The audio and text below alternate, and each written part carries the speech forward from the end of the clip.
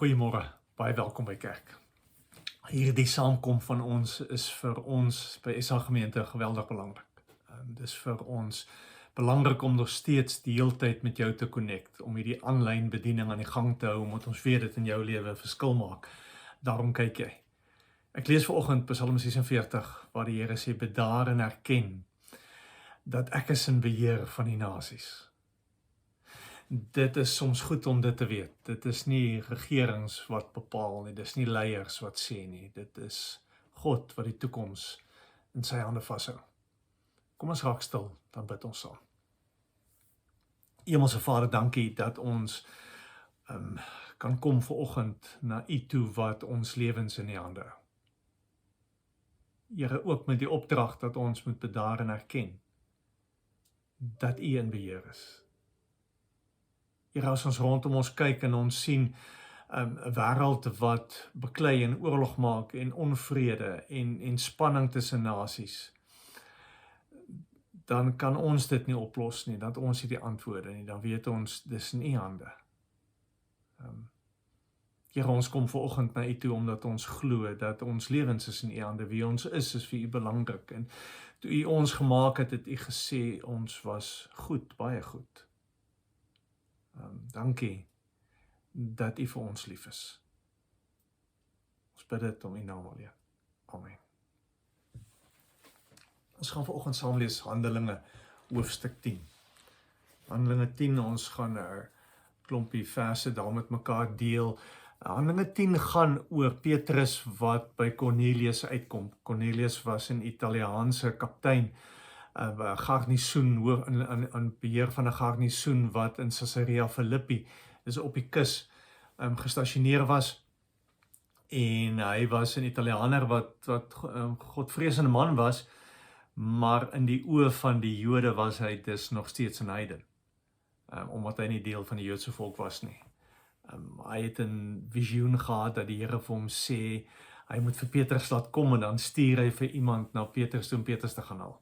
Nou lees ons Handelinge 10 vanaf vers 9. Die volgende dag teen 12:00 die middag toe hulle op reis is naby die dorp, het Petrus opgegaan na die dakstoep van die huis om te bid. Hy het later honger geword en wou iets sê om te eet. Terwyl die mense die ete klaargemaak het, het hy in geestesvervoering geraak. Hy het toe die hemel oop gesien en iets soos 'n groot doek wat aan sy 4 punte neergelaat word sien afkom grond toe. Daarin was al die 4-voetige en die kruipende diere van die aarde en van al die wilde voëls. Hy hoor toe 'n stem vir hom sê, kom Petrus, slag en eet. Maar Petrus sê, nooit nie, Here, ek het nog nooit iets geëet wat onheilig of onrein is nie. Hy hoor die stem toe weer, die tweede keer wat vir hom sê, wat God rein verklaar het, mag jy nie onrein ag nie. Dit het 3 keer gebeur. En daarna is die doek weer in die hemel opgetrek. So Petrus loop met hierdie gedagte rond en dan kom die twee mans van Cornelius daar aan en vra vir hom om saam met hom te gaan. Petrus gaan saam met hom en as hy by Cornelius kom, dan gebeur die volgende, vers 27. Terwyl Petrus met Cornelius praat, gaan hy die huis binne waar hy baie mense by mekaar aantref. En hy sê vir hulle, julle weet dat die Jood nie met iemand van 'n ander volk mag omgaan, of by hom in die huis mag kom nie. Maar God het vir my gewys, dat ek geen mens as onheilig of onrein mag beskou nie. Ons lees dit sover. Dwars deur die Nuwe Testament is gebeur daar 2 goed wat ons baie maklik mis met Jesus se disippels. Die een ding wat belangrik is, omdat dit in ons presies dieselfde in ons lewens so werk, is dat ons sien deur die Nuwe Testament hoe hulle geloof ontwikkel, hoe dit evolve. Die oomblik toe hulle Jesus volg en agter Jesus aanstap, was hulle geloof nie gevestig en uitgesorteer nie. Verlede Sondag het Dominee Sebastian gepreek oor daai hele gedagte van Jesus wat sê, disippels kom, of hulle sê, maar wie sê julle is ek? Petrus sê, maar is die Christus. En Jesus sê van, great Petrus, jy verstaan dit.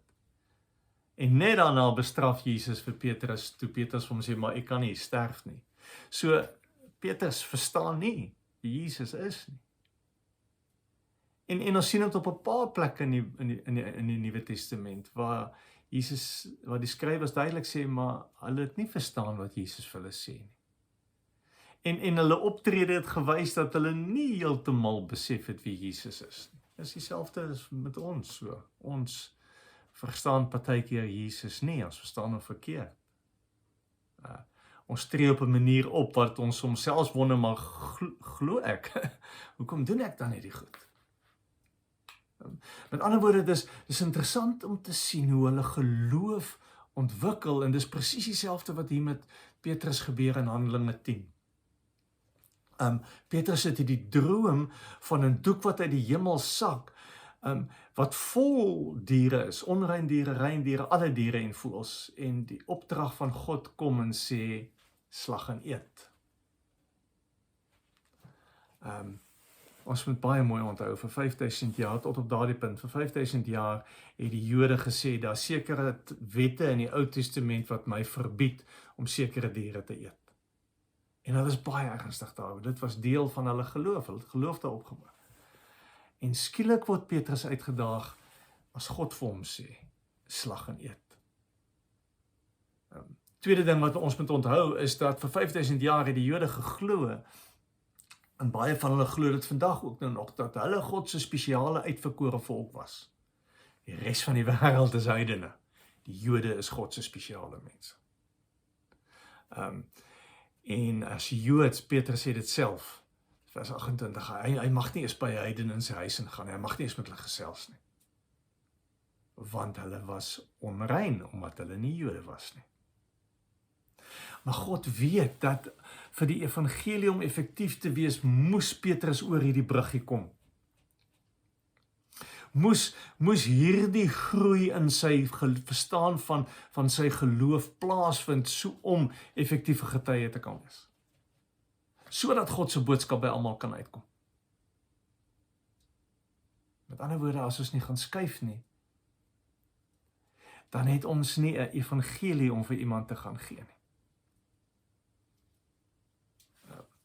En dit was nie maklik vir Petrus om die skuif te maak. Al sê vers 17, hy het daaroor gewonder, of die nuwe vertaling sê, hy het gewonder daaroor. Die Griekse woord wat hier gebruik word, is die woord enthymomai, wat beteken om met iets te gaan worstel. Petrus was kwaad hieroor. Petrus wou dit nie gehad het nie. Hierdie ding was iets wat Petrus voor sy bors gestuit het en gesê het, maar dit kan nie waar wees nie, ek kan nie die skuif maak. Hy het die inner struggle gehad oor dit wat hy gesien en ervaar het. Hy het nie net daaroor gewonder nie. Hy het geenthymomai hiermee. Want hierdie skuif was nie vir hom 'n eenvoudige skuif nie. Maar so sien ons hoe Petrus se verstaan van sy geloof skuif.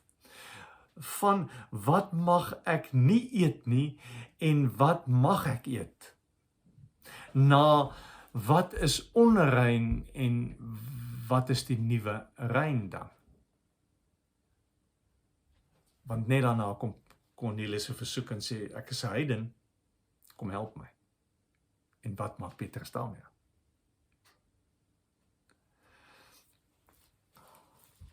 In vers 28 sê Petrus die volgende: maar God het vir my gewys dat ek geen mens as onheilig of onrein mag beskou nie. Omdat Petrus die skuif gemaak het van onrein kos na rein kos, kon hy maklik die skuif maak van onrein mense na rein mense. Met ander woorde, ons moet soos Petrus verstaan dat ons geloof bou ons op sekere goed wat ons weet en bou ons op 'n manier hoe ons geloof verstaan. Maar dit moet die heeltyd uitgedaag word om te groei. Ek kan nie meer glo soos ek geglo het as 14, 15-jarige seentjie nie. Kan nie meer so glo nie. My geloof moet groei en ontwikkel. Deurdat ek in nuwe situasies uitgedaag word om wat vir my gaan vra, maar wat glo jy? Hoe gaan jy optree in die situasie? Hoe gaan jy mense hanteer in die situasie? Want alles wat ek gaan doen en alles wat ek gaan sê, verklap wat ek glo van God. En wat 'n rol my geloof in my lewe speel. En as ek Petrus en die ander disippels die journey wat hulle gestap het reg verstaan, dan moet my geloof ook groei en ontwikkel. Petrus, hulle kon nie gebly het by die feit dat as Jood mag hulle nie seker goed eet nie, en as Jood mag hulle nie by sekere mense kom nie. Hulle moes daai skuif maak. Anders was die evangelie kragteloos. Wat natuurlik beteken ons moet oop wees vir nuwe moontlikhede. Ons moet oop wees vir nuwe situasies en die verstaan wat ek gehad het uitdaag en sê, maar moet ek nie weer gaan dink hieroor? Moet ek nie weer na God gaan luister hieroor? Wat was die Here se oorspronklike planne gewees? En dis vir ons moeilik om hierdie skuiwe te maak, omdat ons baie keer dink dat geloof en dit wat ons ken is objektief. Die waarheid is objektief, dit staan vas, maar die waarheid is subjektief. Almal sal dit vir jou sê. Dit word bepaal deur klomp faktore. Petrus se waarheid was, ek mag sekere kos nie eet nie, ek mag by sekere mense nie kom nie. Ons doen dit al 5000 jaar, Here, dis die waarheid. En die Here sê vir hom, nee Petrus, jy moet skuif. Alles wat ek maak is rein. Alle mense is rein. Jy moet skuif. Dink bietjie in jou eie lewe hoe het verhoudings jou geshape. As jy getroud is, sal jy weet, jy's nie meer dieselfde mens as 20, 25 jaar gelede. Jy hanteer jou kinders anders nou dat hulle groot is as toe hulle klein was. Toe 2 maande oud was, het jy nie omgegee om 'n kind se doeke te ruil nie. Maar nou dat jou kind 18, 19, 20 is daar nie meer plek vir doeke ruil nie. Is jou verhouding met jou kinders anders. Op dieselfde manier moet ons geloof ook groei en ontwikkel. Ons kan nie meer geloof van 'n klein kind hê nie. Ons word uitgedaag om ook in ons geloof te groei en te ontwikkel.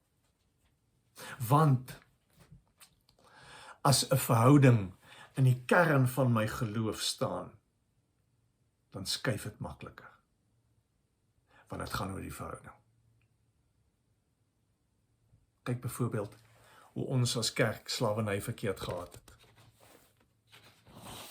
150 jaar gelede het ons dit nog regverdig uit die Bybel uit. Gesê, maar die Bybel sê dis reg. Want hulle doen dit in die Bybelse tyd. Wat het gemaak dat ons geskuif het daaroor? Hoekom dink ons vandag anders daaroor? Het ons die Bybel nie begin lees? Het ons die God van die Bybel op 'n ander manier begin verstaan? Het ons geloof gegroei? Het die omstandighede waarin ons was verander? Al daai goed het 'n rol gespeel. En daar's definitief goed wat ons vandag doen, wat ons oor 50 jaar gaan terugkyk en sê, maar hoe het ons dit so verkeerd gehad? Daardie verstaan het heeltemal geskuif in ons tyd. En dis wat ons sal moet doen. As ons wil sê, ons wil impak maak in die wêreld. As ons soos Petrus eendag na die heidene nasies toe wil gaan, dan moet hy in Kornelius se huis kan instap en sê, ek aanvaar jou. 2 dae gelede sou ek jou nie aanvaar het nie, het ek nog gedink, daar's onrein en rein mense, daar is nie, want God sê self, niks wat hy maak is onrein nie. Ek weet nie oor watter bruggies jy moet stap nie. Ek weet ek moet skuif die hele tyd. Ek moet die hele tyd niet gaan vra, maar wat's God se bedoeling hiermee? En dit bring ons by die tweede belangrike ding wat ons raak sien in die disippels se lewens. En ons sien dit dwars deur die Nuwe Testament. Maak nie saak hoe hulle situasies lyk nie. Maak nie saak hoe hulle omstandighede verander nie. Dit wat vas bly staan is wat hulle glo van God. Gaan lees verder in Handelinge 10. As Petrus met Kornelius begin praat, dan praat hy met hom oor Jesus, oor wie Jesus is, oor wat Jesus kom doen het. Oor God wat vir my lief is, wat nooit gaan verander nie.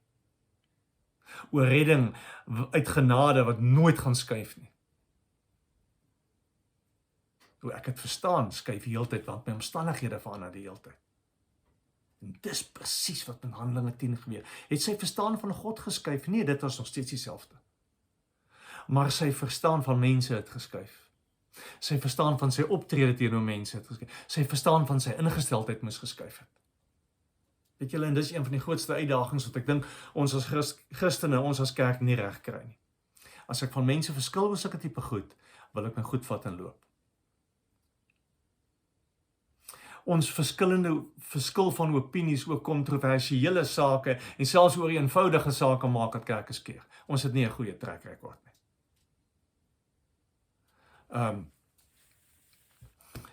En baie keer loop ons weg omdat ons oor randsake verskil, net om by 'n plek te kom wat miskien sê wat ek wil hê, hulle moet sê, tot ek later ontdek, maar ek verskil weer van hulle van 'n volgende ding, om dan maar weer weg te loop en dan waantoe te gaan. Om waarop te eindig.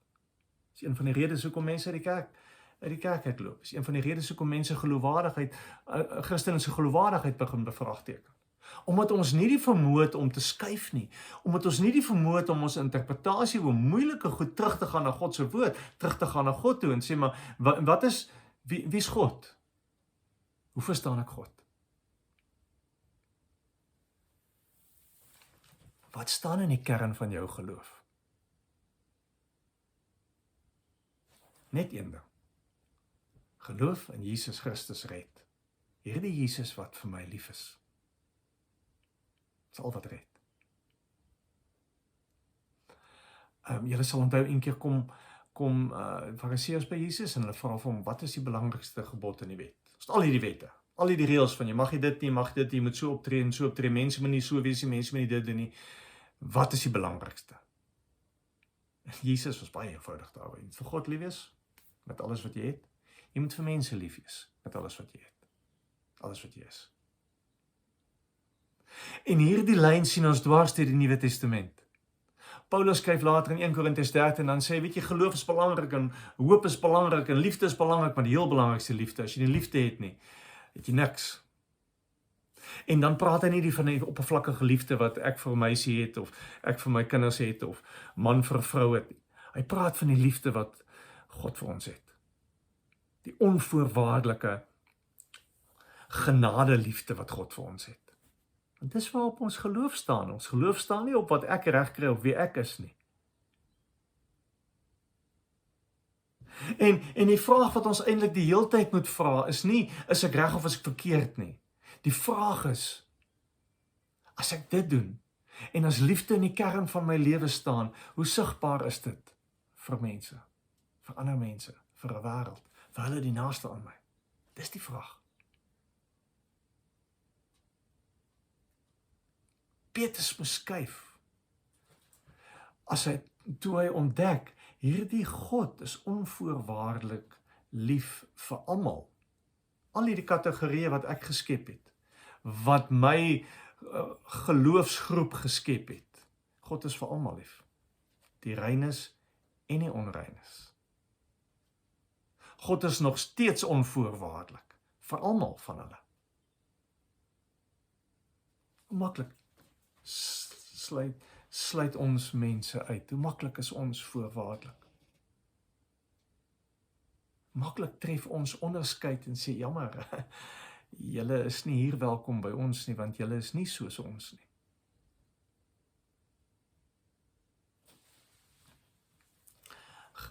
Daar was 'n tyd, toe ek 'n kind was in Suid-Afrika, wat ons mense van kleur uitgeskuif het, en gesê het, jammer, julle is nie welkom by ons nie. Gelukkig het dit geskuif. Maar wie sluit ons vandag uit? Vir wie sê ons, jy is nie by ons welkom nie? Jy is nie welkom vir jou om God se genade te ontvang nie. Hoe kan ons dit doen as ons sê ons glo in 'n God wat vir ons onvoorwaardelik lief is, wat vir ons met genade hanteer? En elke skrywer in die Nuwe Testament stem saam, net geloof in Jesus Christus red, niks anders nie.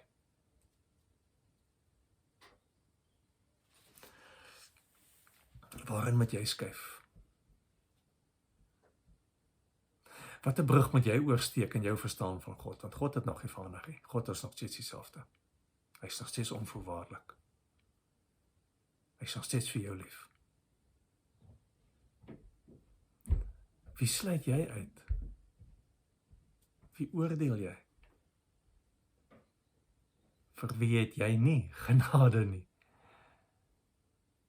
Of op 'n ander manier gestel, wil jy reg wees? Of wil jy lief wees? Vir God? Mense? Vir jouself? Dis die goed wat ons mee moet besig wees. Kom ons bid. Here, dankie dat ons gekonfronteer word met die woord, dat ons moet skuif, dat ons moet groei, dat ons moet verander. En ons verstaan van wie U is, en ons verstaan van hoe ons mense, wat ons aan mense doen. Here, dankie dat U onvoorwaardelik lief is vir elkeen van ons. Dankie dat daar vir elkeen van ons plek is by U.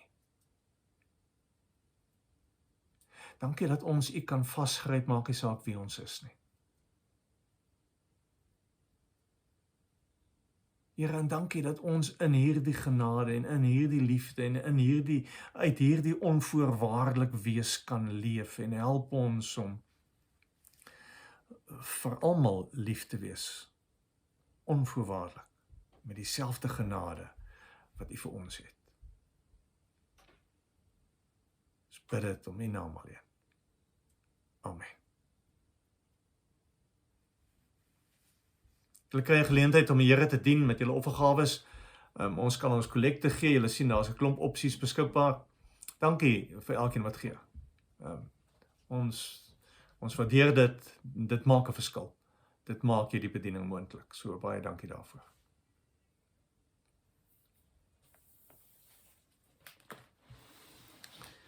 Soos ons gebruik is, wil ek die diens afsluit met die seën van die Here, wat eintlik maar beteken, die Here seën jou, sodat jy ander kan gaan seën.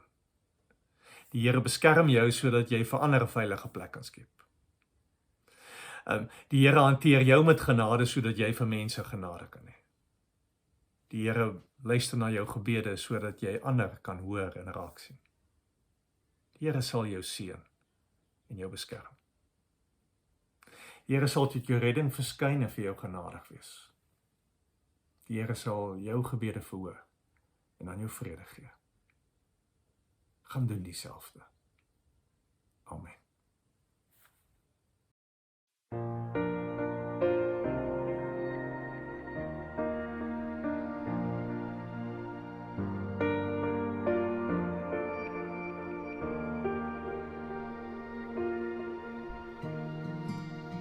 You are still my first love, and all I am is yours.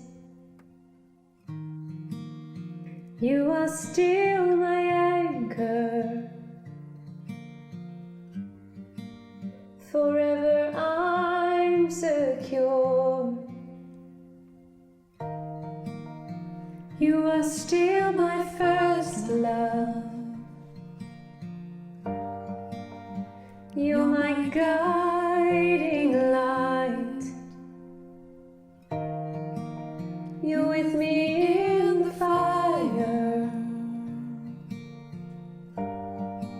and you lead me through the night. You have my heart. You've won my heart.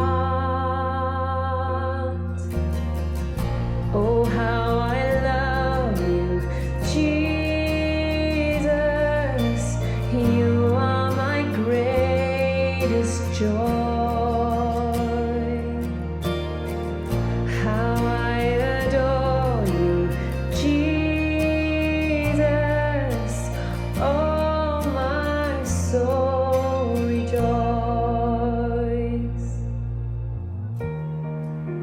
You are still my first love, and all I'm longing for. You always be the fortress, my shelter in